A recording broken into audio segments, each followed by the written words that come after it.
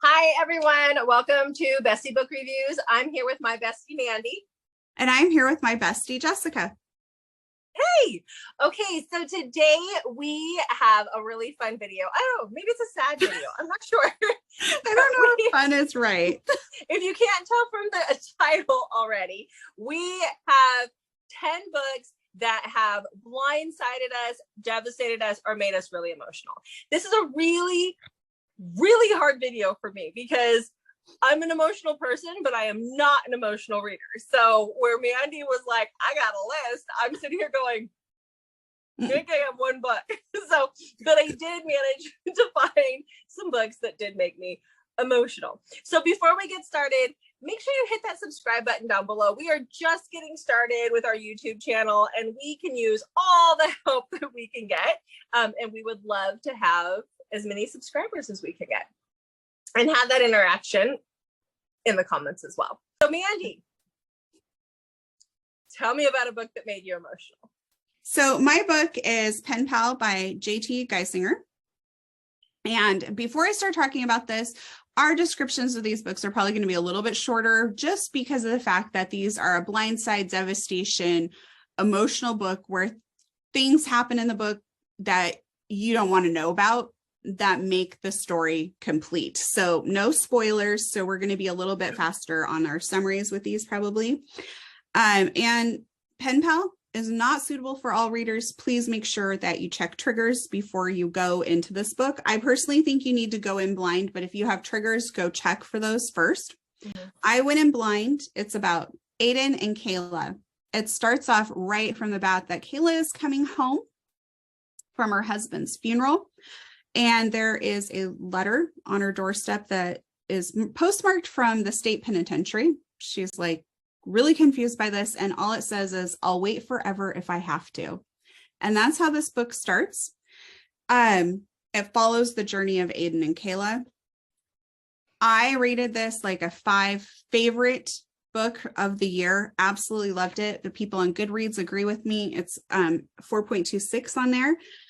I really had no clue what was going on as I was reading this book. Mm-hmm. And I was in tears at the end, in tears and devastated, blindsided, all of that. Go into this book blind.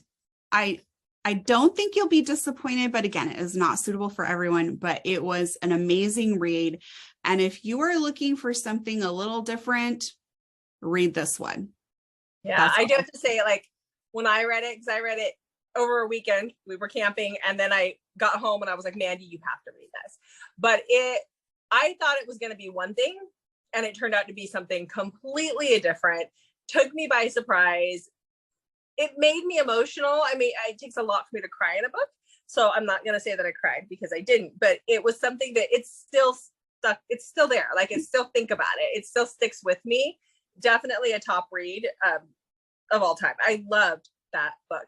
I think a lot of people I know what they have a hard time with. I'm not going to say because I'll just give too much away. And I understand why they have a hard time with it, but it's so good. So good. Yes. Okay. So my first book that I want to talk about is the Torment series by Dylan Page. Mandy's read this too. I almost put this on my list, but I am still a little angry. Okay, well, see, that's the thing. When I look at Goodreads for this one, it has a 4.13 review rating. And I can sit here, like, when I first looked at it, I was like, oh, well, I only gave the first book a 3. And then I gave the last book a 4. I'm really surprised that I did because I read it in July. We are now in January, and it's still something I think about almost daily, this book. And it's still something that bothers me. It does. And when I say it, like, this is one that I was, yeah. Oh, I'll tell you guys. Oh, okay. So this is about Shay and Mina. And in all honesty, this is more of a love triangle, except the third person in the triangle you rarely ever see in the book. Dylan doesn't really know he's in the triangle. He doesn't realize he's in the triangle. Dylan does this amazing job of, like, it's just different. The person who is just hard to stomach is the one who gets the majority of the screen time here. So Shay is Mina's stepbrother. He is introduced to her when she is really young. His dad and her mom get married. His dad is in charge of an MC. He's a part of an MC as Shay gets up. So Shay has some major, I would say anger issues. He's just got some issues in general. And as he gets older, he becomes like the enforcer for the MC. And he does some evil, dirty stuff. Like he just does the stuff that nobody wants to do. And when I say MC, this is like the second darkest book that I've ever read. Ever. This book is dark, like pitch black. Once Mina gets to a certain age, Shay decides he's done waiting and she is going to be his, whether she likes it or not. And there's times when she don't like it. And he forces her into a relationship. Now, this is a duet. There's two parts to this book, or two books to this story. I can't give a lot away. All I can say is that there is a song in this book that is referenced a couple of times that was at the time one of my favorite songs. I loved this song. I now cannot listen to the song. It ruined it for me because the devastation of what happens, I can't. Now, at first I was like, I don't think I like this book, but the fact that I think about it so much, I probably do. When I say check triggers, oh my gosh, I cannot stress this enough with this book. I didn't even think I had triggers and I was triggered. So yeah, but I still liked it.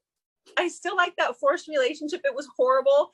Dylan actually has another book coming out in the fall of 2023 that is somewhat a continuation of the story, and I can't wait. I'm dying to read it.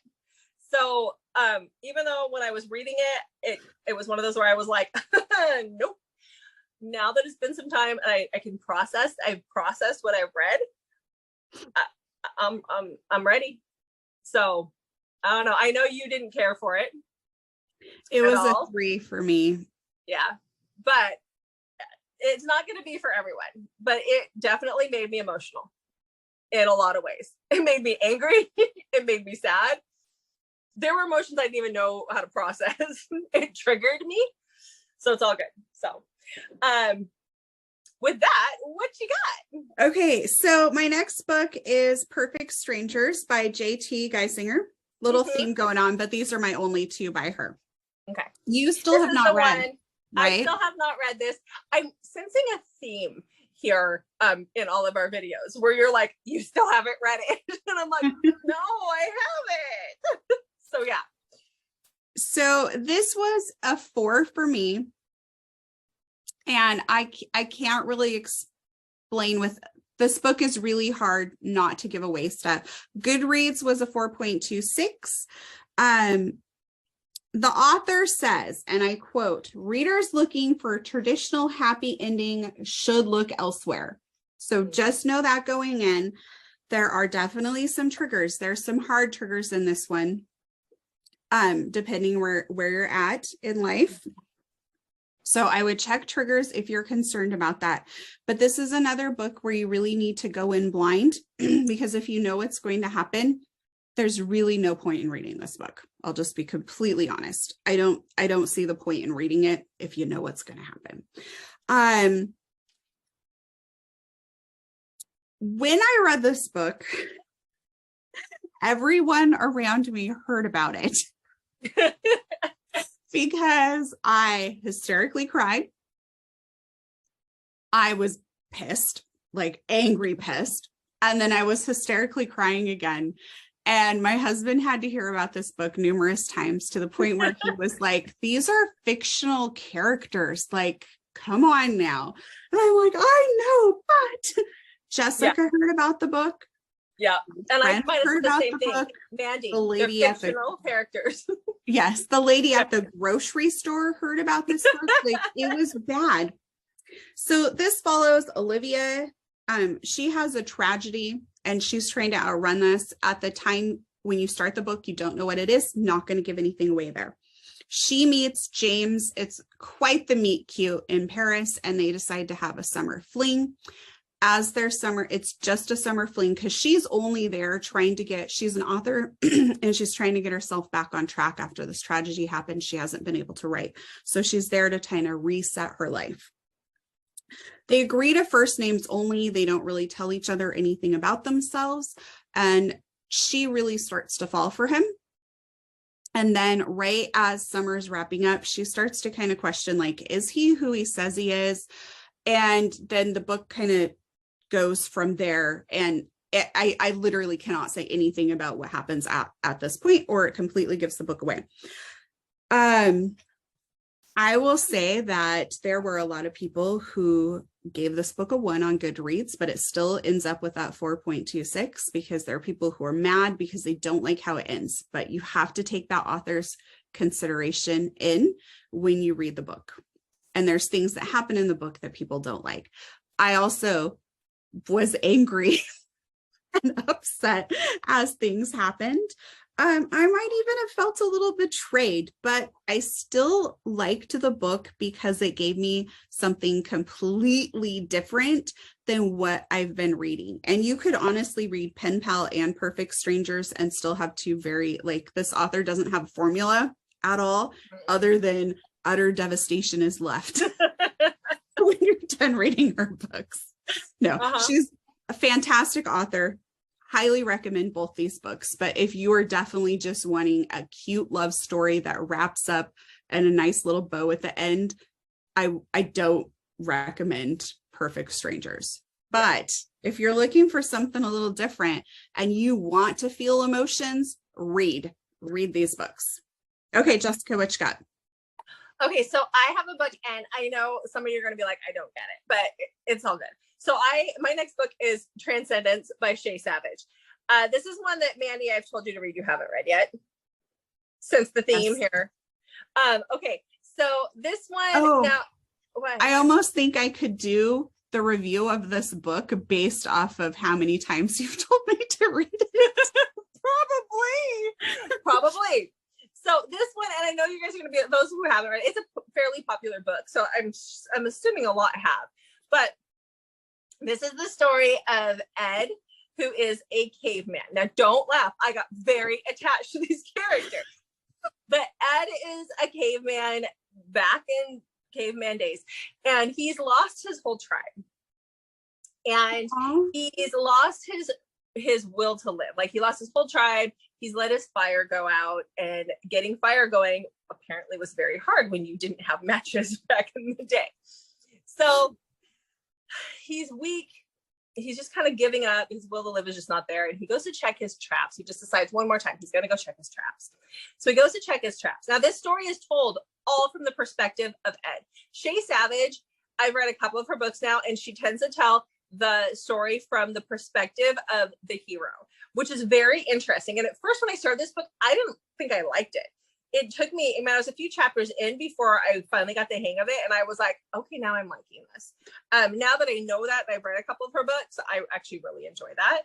But so he goes to check his traps, and he's got like big pit traps done. And he finds a woman in his pit traps, and she's dressed in these odd leathers, or whatever he called it, odd skins. And because he is a caveman, and Shay describes this in the beginning of the book, that she is not a scientist. She does not know how this works, or that this isn't even a thing. But in her book, we're suspending that belief for her book, or that disbelief for her book. He doesn't have the part of his brain developed for communication and speech. And so he sees this girl, and he is like, she's making all sorts of weird noise because she's trying to talk to him, and she's got odd clothing on. Well, she's from the future, obviously. She's fallen into the pit trap. He takes her back. He's like, cool, I got me a mate now. And he's taking her home.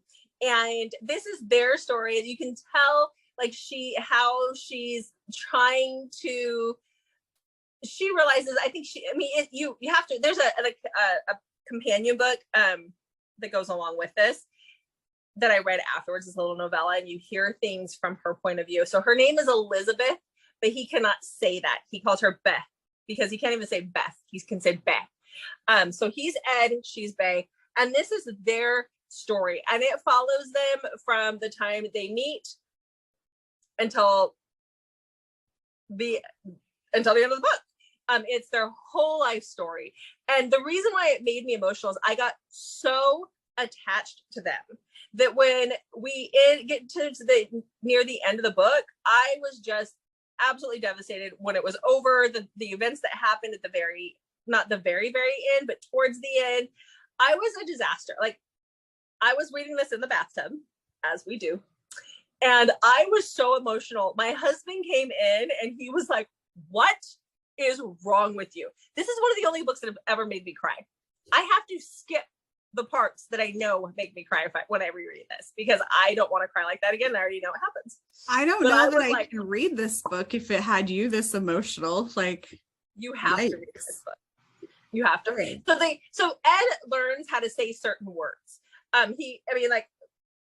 Very difficult, but like he can say things like for kiss, he says kiss. So he'll say be kiss for kiss. And it's just, I still get goosebumps when I think about it. It just, I don't know. I got very, very, very attached to this couple in this book. So you got to read it. And it's not like, oh, check all the triggers because it's horrible.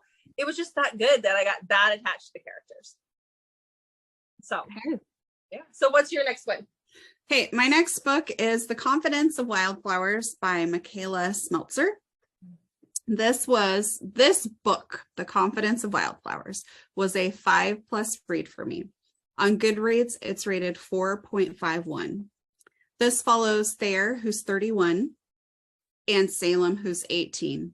I love a good age gap, so right away I'm hooked. She lives next door with her mom. He just moves in next door and starts fixing this house up. She tries talking to him numerous times, trying to just kind of be friendly, although she really thinks he's good looking. He is kind of the typical grumpy neighbor. He has a son, an ex-wife. Before I say anything else, there's triggers. You must check triggers for this book. Thayer is amazing. Like, he is your ideal book boyfriend. He starts running. He notices she goes running at really odd, like, I think she goes like really early in the morning or late at night. But it's always kind of at the same time, but it's dark out. And so he starts going and meeting her because he doesn't want her out running by herself. He then goes and turns his basement into a home gym because he doesn't like her, because he's not always available to go running at these odd hours because he runs his own business. So he turns his basement into a home gym so she has somewhere safe to go work out. He takes her to a concert out of town when her boyfriend bails on her and she's not going to get to go. Like, he just does all these over the top sweet things for her. And it starts off where he's just like, why is she out running by herself? Like, why are these things happening? And then their relationship quickly kind of happens. This book is wonderfully written. And at the end, I was hysterically crying. So I don't want to tell you anything that happened. I went into it blind, just thinking it was going to be this lovely age gap romance book. That is not what you're getting. I mean, you do get that, but there's so much more to this book, but I cannot tell you anything else, or it ruins the book. Go in blind unless you are concerned about triggers. I would definitely check that. Mm-hmm. So, yeah, I do remember when you finished that. Oh, hysterically crying. I couldn't even form words. So I had to put this book in there. Yeah. Hysterically. I remember that. So my third book is another duet, but this one is The Soul Always Remembers by Georgia Cates. Mandy, I almost did this one. Did you almost do it? I know, because it was good. Mandy read it first and she was like, you have to read this. Just start reading it. And so I did, and I read it at work. And I remember like having to take breaks at work because the emotion that was involved. I just couldn't figure out how this this was going to work itself out. It was just, I had anxiety reading this book going, how is this going to work out? So this book is a little different. It's the Beacon Duet is what it's called, but it's about this girl named Caroline. Now, Caroline has had visions and she's heard voices and she's seen this couple throughout her whole entire life. It is a couple from a few, obviously a few years past. It's been more than a few years, but it's from a couple of decades. When I see them, she has like dreams. Yes, she has dreams. Visions, yeah. kind Visions, of dreams. Yes, but it does say she hears their voices and stuff too. Yes. So, but they're from a couple of decades past. She can tell us from a couple of decades past, and so she's seeing another couple from a past life is what's happening here. And so she goes and sees a lady. She lives in New Orleans, so you do have that aspect of some of the. She does see a palm reader, I think, if I remember right, and the palm reader kind of tells her this is a couple from this is your past life or what the deal is, and something tragic happened to that couple, and she has to figure out what it was, what really happened, how to fix it, and once that situation gets fixed, then she will meet her soulmate. And so this story, I mean, it gave me anxiety. I loved the story of the couple from the past. I was drawn in from the get-go.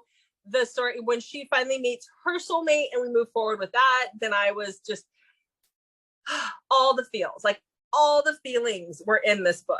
I don't even know what else to say that like wouldn't give away the story, but I loved both sets of couples because you have the past couple and then you have her when she's a soulmate. And it's just, and when you get towards the end, and I was just like, no, it's not over yet. It can't be over. So it was that good.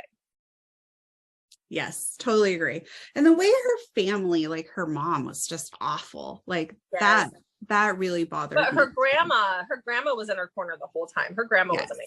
But mom, and to find out how it all connects and how it all works out, it was just like, whoa. So yeah, Georgia Cates really took us on an adventure in that one. And I mean, that's why we read anyway, is to go on these adventures. When I read the first book, I didn't realize the second book wasn't out. And so that's something I've learned that lesson the hard way more than once. Always make sure things are complete before you start reading. Yes.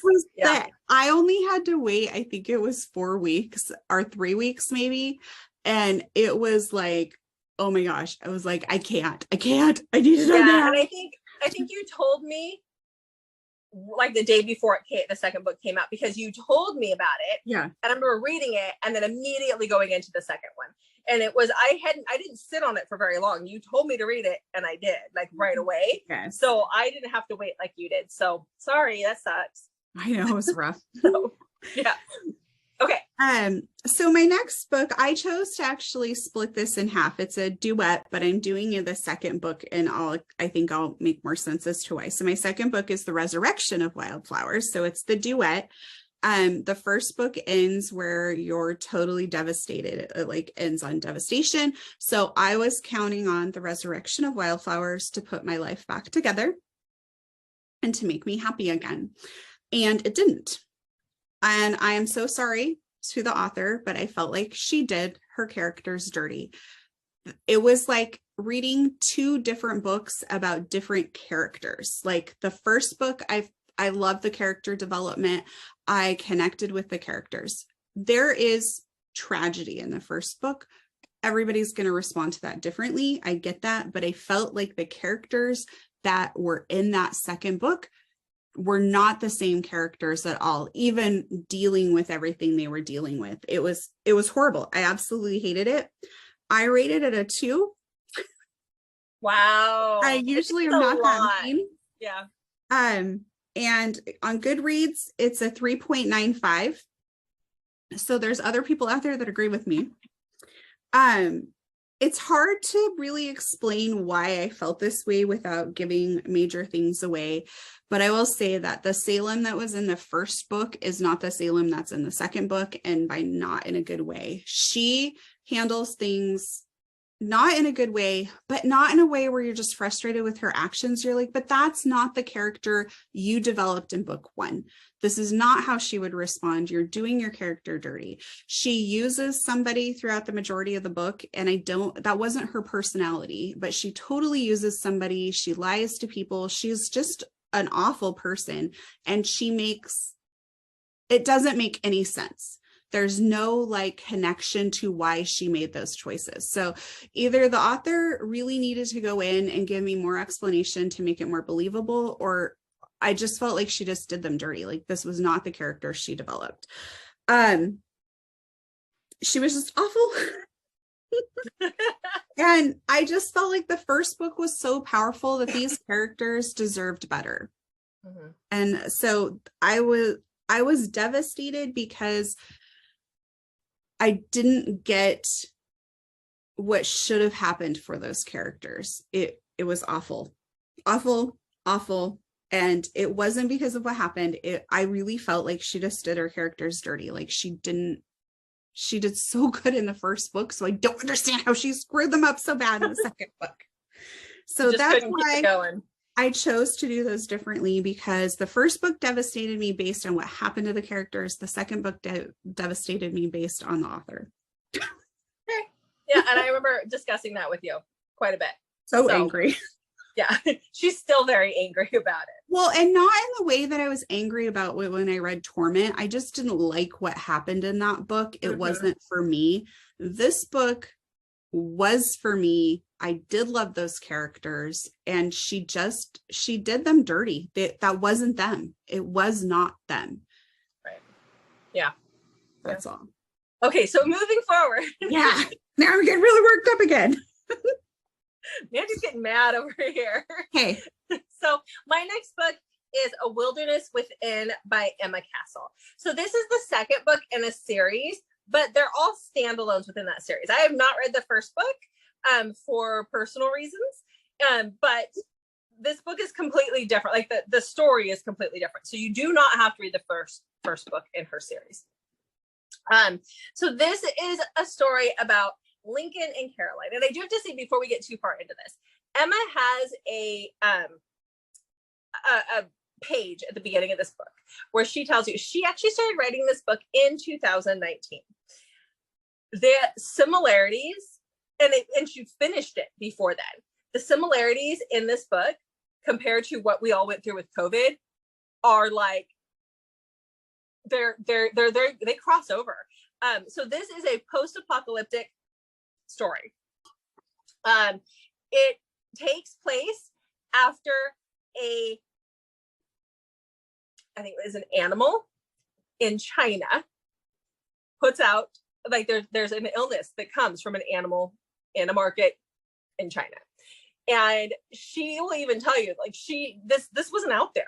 She did her research, she did the thing, but this book came out right around the time of the pandemic. And it was very hard to read because the similarities were so close. But Caroline is immune. Lincoln is immune. So Lincoln is retired. I don't think he's retired. He's in the military. He was guarding the president and the vice president. He's in the bunker with them. This book starts out, the last person's dying, like in that bunker, the vice president, which is like, he's like the third or whatever down the line because everybody's been dying, dies. And he's like, it's time to leave the bunker. And so they get really sick, and they're like, your body just kind of turns to chalk, like all your fluids come out. It's really gross, but it's a disease that makes you really sick, and it happens very fast. You get a high fever and the whole nine. Nice. And it's great. Now, when this all started, when patient zero, I think is what they call it, landed in the US, they landed in the US at an airport where Caroline was at, trying to get home to her family. I think for the holidays is what it was. And they locked down the airport. And only one person survives this illness in the airport, and they let her go a few days later. That is Caroline. And I think she was at O'Hare.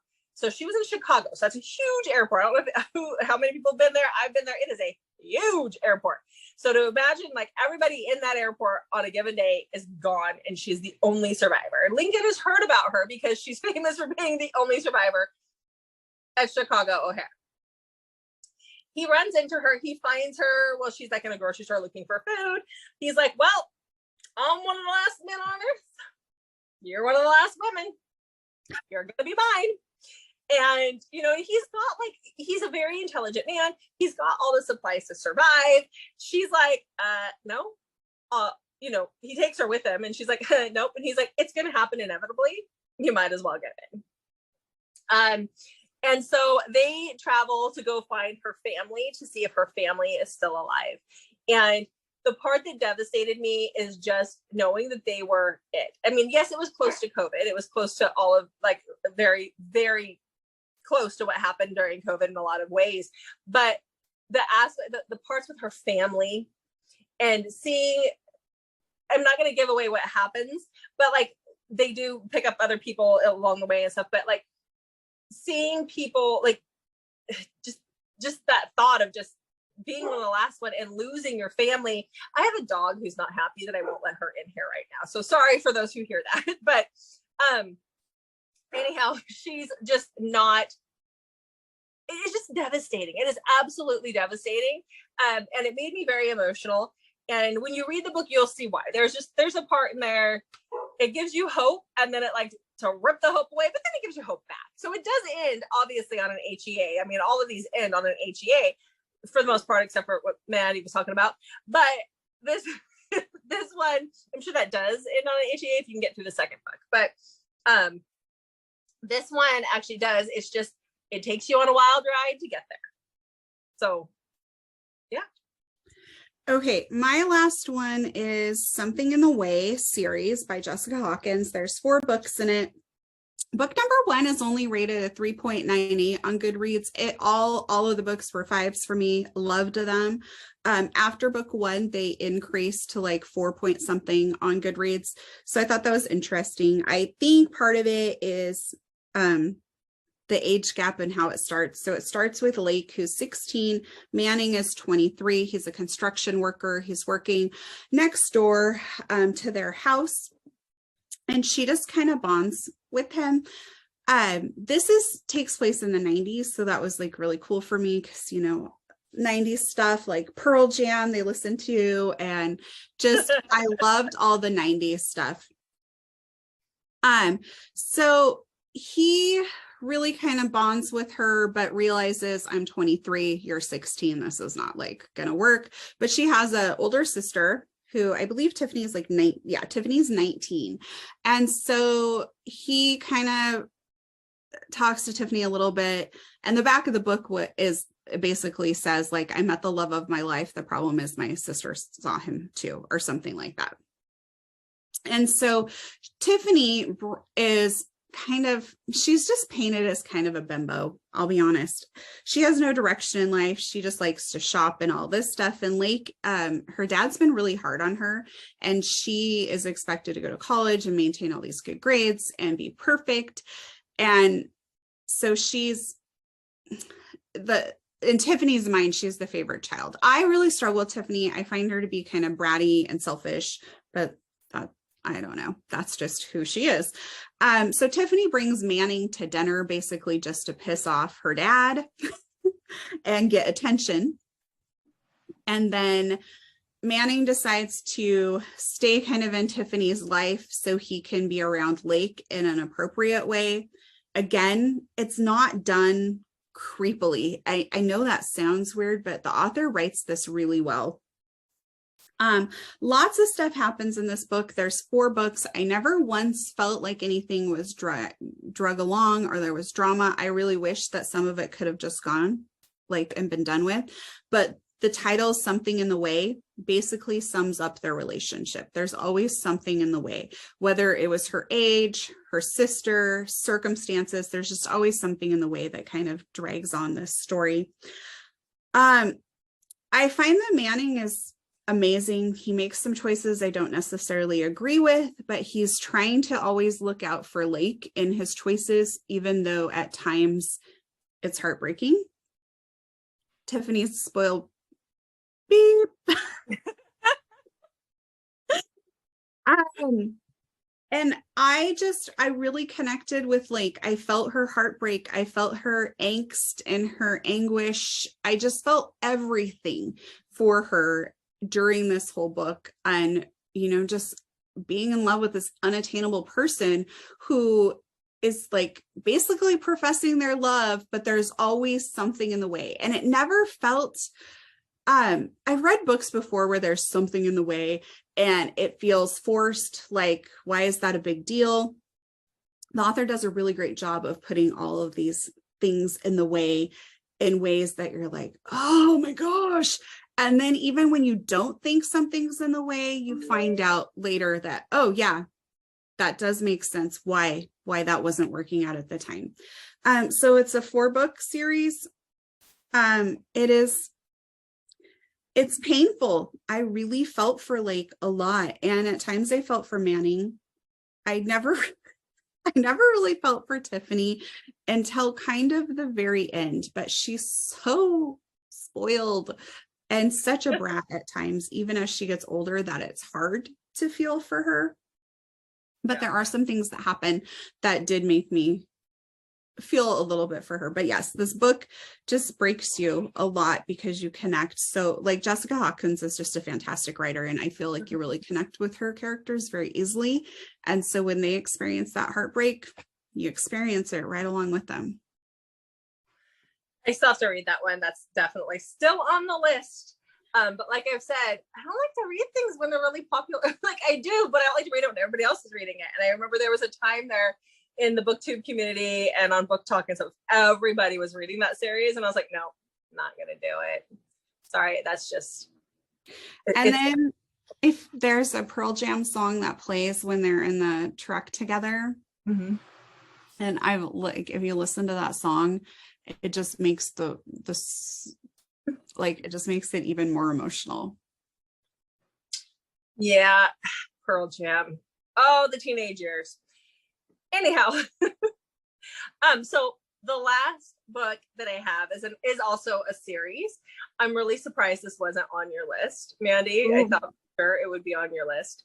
And I'm gonna preface this also by saying I know everybody and their mother has read this series, but for those who haven't, you really need to, and you're gonna have to go into it blind. But that is the Ravenhood series by Kate Stewart. It is. I mean, I could have thrown anything else in here, but like I said, when I just don't get emotional. Did I cry in this one like everybody else? No, but it did bother me. So the one that devastates you is this one. The second book really devastates you, and it continues on the third book. I don't have the third book. The third book is more of a very long epilogue. She was just going to write an epilogue, and it turned out to be a full-length book, and it's actually longer than either one of these 2 books here. It was good. It just wasn't like, and it was needed. I just don't know that you needed that much of it, but that's okay. I still read it. It was great. You really have to go into these blind if you have not read these already. You just need to know, like, the book is about a girl named Cecilia, and Cecilia has not had a very good relationship with her father. He's been an absentee father her whole life, and she has to go spend some time with him. I think it has something to do with an inheritance, if I remember right. Yes. But yeah, she has to spend the summer with him. So she goes to spend the summer with him. She goes to work in his, in a factory that he owns or runs or whatever. She goes and works there, and she meets these guys, and there's a lot of secrets involved. There's, I remember Mandy kept going, is this a reverse harem? I'm like, no, just keep reading the daggone books. But this is just, it's one of those that you get very attached to the characters. It's also, I've seen a lot of people describe this, and I'm the same way. I had a friend that started reading it at the beginning of the year in 2022, and she sent me a Marco Polo. It wasn't Mandy, but she sent me a Marco Polo of her like hysterically sobbing after reading the second book. And then I was like, yeah, no, I ain't reading that. We were supposed to read it together. And when I saw how upset she was, I was like, no, I'm not doing that. And then I picked it up this last summer and then made Mandy read it because I was just so into it. But she wanted to read it together. And I'm like, I started it on the same day as her, but I got through the first chapter and I was like, oh, I'm bored. And I've seen a lot of people say that, like, you have to get through the first few chapters in the first book and then it will grab you. So just stick with it. And I know some people said they were confused in the first book. Everything comes out later. There is that mystery to this book. To all three of them, there's that mystery of what is really going on, and you get your answers. You just have to stick with it, and it is worth it. It's worth the total devastation, but I still think about this one quite often, and I'm still very upset about what happened in this book or in this series. I have the song Cecilia on a playlist, and so before reading this book, and whenever it comes on, I like, yeah, sorry, you, well, Jessica. I know, and they reference there's a song by Sex After Cigarettes, is that what it's called, the band? There's a song that is referenced in here by them quite often, and my youngest actually really likes that song, and she'll play it, and I'm like, shut it off. I didn't even realize that was a real band, and I went and looked it up while I was reading the book, and I'm like, oh, they're actually a real band. I knew just because of my kids. Obviously we're dating ourselves here, but I knew because of my kids. That's one that my like Pearl Jam 90s. Whoop, I know. So hopefully you guys got some great recommendations for some emotional reads. We would love to hear what your favorite emotional read is down in the comments below. Don't forget to hit that subscribe button as well. Mandy, what else we got? Yes, so new videos drop every Monday and Thursday. Grab your Kleenex, read some of these books, and tell us what you thought. Yeah, we would love to hear your thoughts on all the books, but I personally do love an emotional read. I like to get attached. So what have you read this past year that really gripped you? We would love to hear that. All about it down below. So thanks for joining us once again, and we will see you guys next time.